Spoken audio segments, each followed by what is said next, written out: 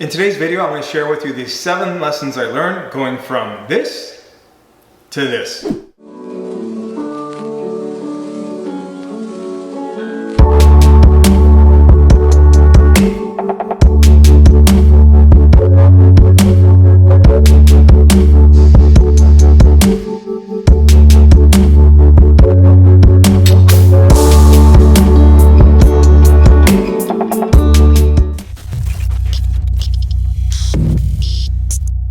Welcome to the Furtado Group. I'm Furtado. So at the moment, we have 7 clients that are in the process of actually building their dream homes here within the GTA area.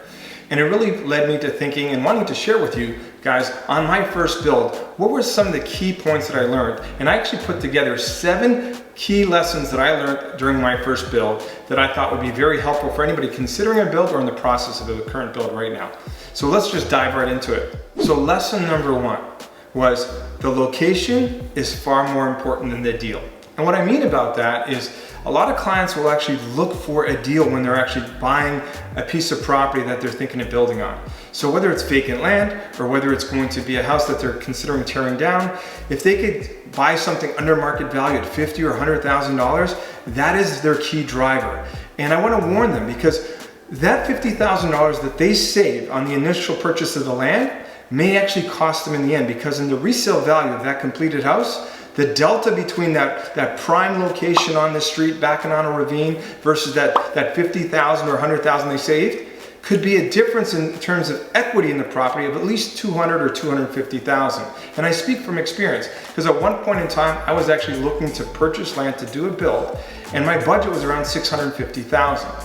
And yet I realized that houses in that area, at the very most that they would sell for, was around $1.6 million when they were completed. I figured the cost of construction is going to be the same, and the time and effort that I'm going to put in is going to be the same. But yet if I actually went a little bit further south, closer to the lake, I was spending $200,000 more on the land, but the resale value of that house was almost $1 million more. So again, I want to caution you very quickly, don't necessarily look for the deal. All right, you always want to get a deal, but don't let that trump the location. Lesson number 2, you want to sort out your financing before you even start anything.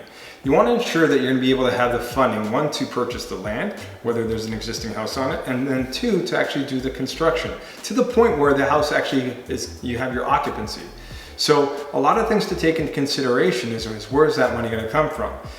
A lot of people may think, hey, I have good credit, I have good income, I should have no problem. Well, there's a lot more to it. If you're buying vacant land, a lot of banks don't want to give you a mortgage on vacant land.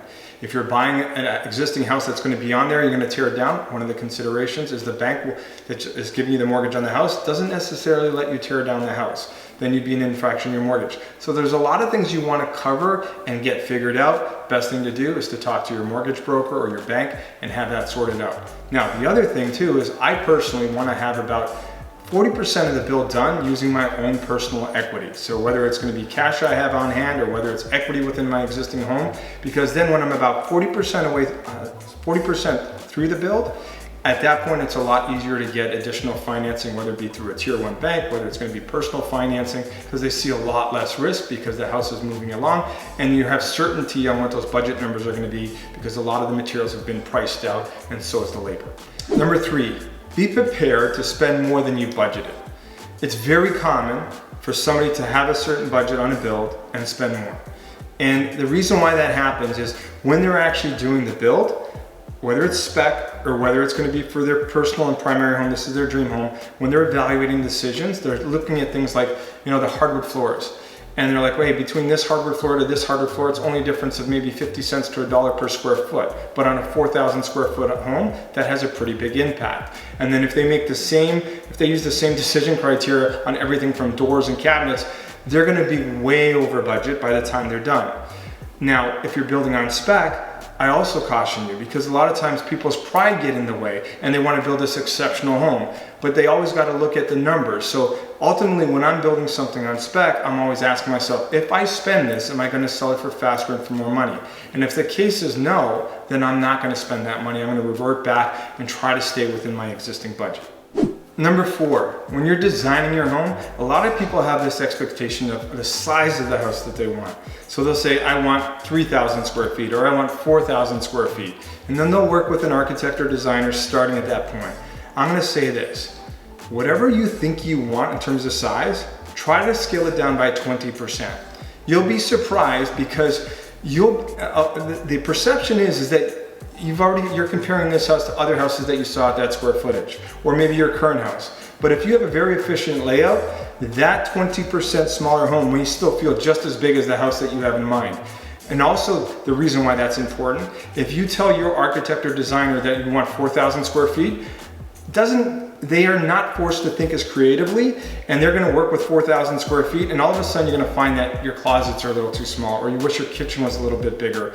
And I always see it, the scope of that project starts getting bigger, and that 4,000 turns out to 4,200 or turns out to 4,400, and then when you look at the cost of construction and the cost per square foot, you're gonna be way out of budget. So the key thing is, whatever you think the square footage is, try to reduce it by 20%, and then that way, once the floor plans are there, if you need to increase it, you have the wiggle room. Number 5, make sure you engage the right team. If you've never built before, you wanna make sure that you engage the right designer or / architect along with the right builder. When you're looking at these different builders, look at the work that they've already done, projects that they have as part of their portfolio, talk to their existing customers and find out what that experience was like. And again, if you're looking to build a house that's modern, make sure that that builder is built modern. If you're looking at a traditional house, make sure that that builder's been built traditional, because there are certain things that are particular to each one of those designs. The other thing is, when you're engaging the right team, try to get them together early at the same table before you even start on your designs. Because if you have a certain budget, what's gonna happen is the builder, if he's at the table, will tell you, hey, these certain things and features that you're looking at will work within the budget or will not. If you just work directly with the architect and then have the design set up and then you go to your builder, you're gonna find out, and you're probably gonna be disappointed that, hey, there's no way that we could build within that price point based on those features. So having everybody together and collaborating and coming up with the right design at the right price point is gonna be key. Number 6, don't lose sight of the big picture. I remember when I was building, I had bad days. Trades wouldn't show up. When I would look at, and I felt like I was bleeding money, I'd show up at a site and I would see tons of trucks out there, and I would see a bunch of people working on the site, looking at each individual and figuring how much I was paying them per the hour. And it was daunting. It was stressing me out. However, when I looked at the big picture and I said, based on what I bought the land for, based on what the construction was going to cost me, based on the projected cost, because I hadn't finished yet, and then I looked at the value that was there when the house was finished, it gave me a sense of comfort that I was doing the right thing because it was still a good investment. So again, as you go through things, you will have problems. It will feel like you're bleeding money, but don't lose sight of the big picture. There was a reason why you did this in the first place. So keep that in mind, and it'll give you some sanity. And number 7, as I mentioned in number 6, there's gonna be bad days. So number 7 is try to enjoy the process. Because ultimately, this should be an opportunity for you and your family to get engaged, get excited about the process, asking them, your kids, what are some of the features that they actually want as part of the rooms, having them involved in some of the color selections, some of the features, visiting the site at certain milestones. And I think that's gonna relieve some of the stress, because again, it will be stressful as you go through the process, and you'll see that money you're spending, but it'll actually make it feel like it's worth the time and the effort and the money if you're actually enjoying yourselves. So that's all I got for you guys today. If you guys are interested in seeing our upcoming video, which we're going to be talking about what is the cost of actually building a custom home in 2019, be sure to hit the subscribe and click on the notification bell so you don't miss our next video. And if you guys want us to talk about other topics that are of interest to you, please comment on the section below, and we'll be sure to actually put some content together directly for you guys. See you guys in the next video.